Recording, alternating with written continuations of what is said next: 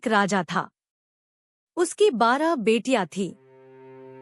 सबकी सब बहुत ही सुंदर और प्यारी थी। वे हमेशा एक साथ रहती और एक ही कमरे में सोती। कमरे में 12 खाटें बराबर लगी रहती। जब राजकुमारियां सो जाती तो राजा खुद आकर बाहर से कमरे का दरवाजा बंद कर देता। राजा को अपनी बेटियों से बहुत प्यार था और वह चाहता था कि उन्हें कोई तकलीफ न हो। इसलिए वह हर रात दरवाजा बंद करके सुबह सवेरे ही खोलता था। एक दिन सुबह जब राजा ने दरवाजा खोला तो यह देखकर हैरान रह गया कि 12 लड़कियों के जूते एक कतार में रखे हुए थे और सबकी एड़ियां घिस गई थी, जैसे वे सारी रात चलती रही हों। जूतों पर धूल भी जमी हुई थी। राजा सोच में पड़ गया कि ये लड़कियां रात को कहाँ जाती हैं, लेकिन वह कुछ समझ न सका। उसे बेटियों से पूछना ठीक न लगा। आखिरकार उसने पूरे राज्य में ऐलान करवा दिया, जो कोई यह राज खोल देगा कि मेरी बेटियां रात को कहाँ जाती हैं, मैं उसकी शादी उस राजकुमारी से कर दूंगा जिसे वह पसंद करेगा, और सारा राज्य भी उसी को सौंप दूंगा। लेकिन शर्त यह है कि यह भेद 3 दिन के भीतर बताना होगा, वरना उसे फांसी पर चढ़ा दिया जाएगा। कुछ दिनों बाद एक राजकुमार आया और बोला कि वह यह रहस्य जरूर पता करेगा। राजा ने उसका खूब स्वागत किया और राजकुमारियों के कमरे के पास ही उसके रहने का इंतजाम कर दिया, ताकि वह उन पर नजर रख सके। रात को राजकुमारियों का दरवाजा खुला छोड़ दिया गया ताकि राजकुमार देख सके कि वे क्या करती हैं। लेकिन जैसे ही रात का कुछ हिस्सा गुजरा, राजकुमार को नींद आ गई और वह गहरी नींद में सो गया। राजकुमारियां हर बार की तरह रात को बाहर चली गईं। सुबह जब राजा आया तो उसने फिर वही हाल देखा, जूते घिसे हुए और धूल से भरे।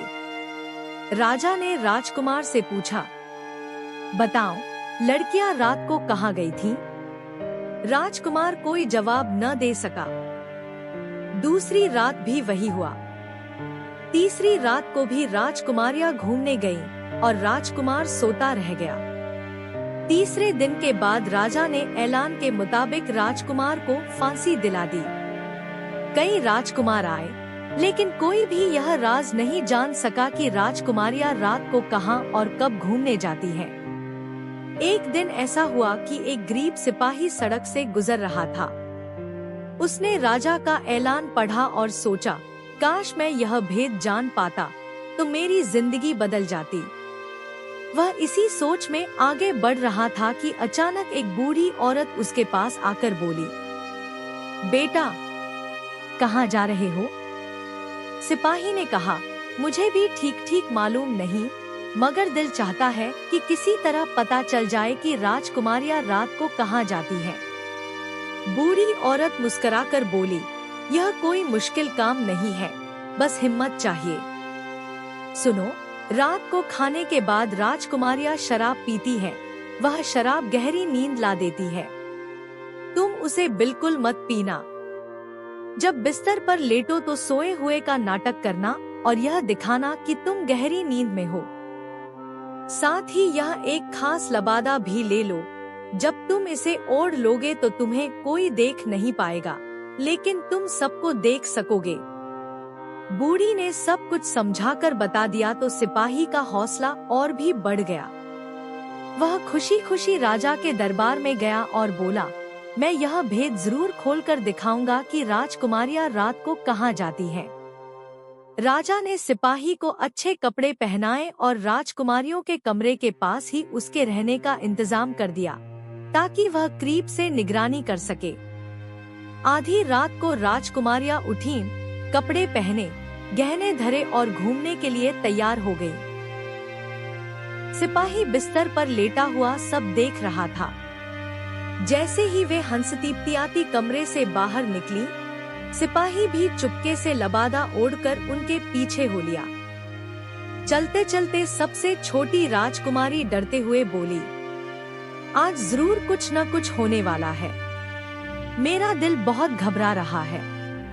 बड़ी राजकुमारी ने हंसकर उसकी बात टाल दी और बोली, कुछ नहीं होगा, तुम बस वहम कर रही हो। थोड़ी देर बाद राजकुमारियां दूसरे बाग में पहुंची। उस बाग के पेड़ों की पत्तियां सुनहरी रंग की थी। बाग के बीचों बीच एक सुंदर चबूतरा बना था। वहां 12 प्याले शरबत से भरे रखे थे। हर राजकुमारी ने एक एक प्याला पिया और फिर आगे चल पड़ी। सिपाही ने चुपके से एक डाल तोड़ी और सबूत के तौर पर एक प्याला भी अपने लबादे में छिपा लिया। डाल टूटने की आवाज सुनकर छोटी राजकुमारी फिर डर गई, मगर बड़ी बहन ने उसे ढांढस बंधाया और आगे बढ़ने को कहा। कुछ देर बाद वे एक नदी के किनारे पहुंची। वहां 12 नावें लगी हुई थी और हर नाव में एक एक राजकुमार बैठा था। राजकुमारियां हंसती खेलती एक एक नाव में बैठ गईं। नावें नदी के बीचों बीच पहुंच गईं और सब लहरों का तमाशा देखने लगी। सुबह होते होते वे सब वापस आईं और अपनी अपनी खाट पर सो गईं। अगली सुबह राजा ने सिपाही को बुलाकर पूछा, बताओ, मेरी बेटियां रात को कहाँ जाती हैं? सिपाही ने पूरी सच्चाई से सब कुछ राजा को बताया और सबूत के तौर पर पेड़ की टहनी और प्याला पेश किया। राजा ने राजकुमारियों को बुलाकर पूछा, क्या सिपाही जो कह रहा है वह सच है? राजकुमारियां शर्म से सिर झुकाकर बोली, जी हाँ, यह सब बिल्कुल सच है। यह सुनकर राजा बहुत खुश हुआ और उसने घोषणा की कि सिपाही को उसका इनाम दिया जाएगा। सिपाही ने बड़ी राजकुमारी को अपनी दुल्हन के रूप में चुना। राजा ने दोनों की शादी कर दी और सिपाही को राजगद्दी का वारिस बना दिया। पूरा महल रोशनी से जगमगा उठा। प्रजा बहुत खुश हुई कि उन्हें एक बहादुर और बुद्धिमान राजकुमार मिल गया है। राजा को भी संतोष हुआ कि उसने बेटी का हाथ एक सच्चे और योग्य इंसान के हाथ में दिया। लेकिन छोटी राजकुमारी अब भी अक्सर चुपचाप रहती। वह बार बार कहती, मुझे डर है कि यह सब खत्म नहीं हुआ। वे 12 राजकुमार जिनके साथ हम जाया करते थे, वे इतनी आसानी से हमें छोड़ नहीं देंगे। बड़ी राजकुमारी हंसकर बोली, अब सब ठीक है, हम आजाद हैं। उनका कोई अस्तित्व नहीं। लेकिन छोटी राजकुमारी की बात सच साबित हुई। कुछ दिनों बाद रात को महल के पास अजीब सी रोशनी दिखाई दी। पहरेदारों ने आकर बताया कि नदी के किनारे फिर वही 12 नावें नजर आई हैं और उनमें वही 12 राजकुमार बैठे हैं। सिपाही ने यह खबर सुनी तो तुरंत तलवार उठाई और सोचा, अगर मैंने इनका सामना न किया तो ये फिर से राजकुमारियों को परेशान करेंगे। अगली रात वह चोगा ओढ़कर नदी के किनारे पहुंचा। सचमुच वहां 12 राजकुमार उसकी प्रतीक्षा कर रहे थे। जैसे ही वह पास पहुंचा, सब खड़े हो गए। उनमें से एक ने आगे बढ़कर कहा, हम वैसी बुरी आत्माएं नहीं हैं जैसा तुम सोच रहे हो। हम पर एक जादूगरनी ने श्राप डाला था। उसी श्राप की वजह से हमें हर रात राजकुमारियों को अपने साथ ले जाना पड़ता था। तुमने हमारा भेद खोल दिया है, लेकिन अगर चाहो तो हमें मुक्त भी करा सकते हो। सिपाही चौंक गया और बोला, मुक्त? लेकिन कैसे?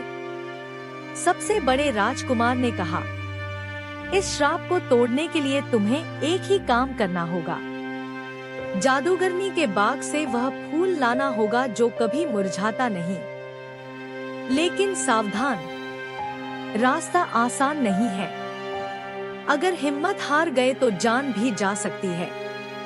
सिपाही ने हिम्मत बांधी और जादूगरनी के बाग की ओर निकल पड़ा। रास्ते में कांटेदार झाड़ियां आईं, अंधेरी गुफाएं मिली और डरावने जानवर सामने आए, मगर उसने जादुई चोगा ओढ़ रखा था, इसलिए कोई भी उसे देख नहीं सका। आखिरकार वह एक ऐसे बाग में पहुंचा जो चारों ओर रोशनी से जगमगा रहा था। वहां एक ही फूल खड़ा था, सुनहरी चमक से दमकता हुआ। उसकी खुशबू इतनी अद्भुत थी कि पूरा जंगल महक उठा। सिपाही ने वह फूल तोड़ा और महल वापस आ गया।